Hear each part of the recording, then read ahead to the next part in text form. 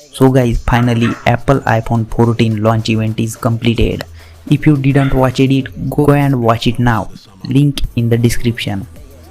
Apple iPhone 14 pre-order starting at 5:30 on September 9 means today, and iPhone 14 Plus available from 7 October 2022. iPhone 14 comes with many interesting features like car crash detection calls. It helps you while in the accident.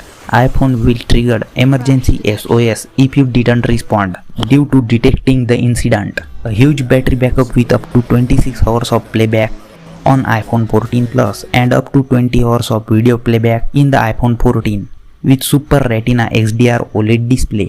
Powerful camera setup with outstanding gaming chip to enhance detailing and UI experience. A15 Super Bionic with a 5-core powers all of the latest features, as well as an updated internal design delivers better thermal efficiency so you can stay in the action longer. 800 nits of brightness with Dolby Vision.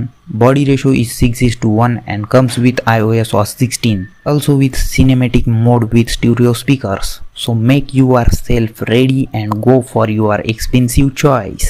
We meet again in another interesting update.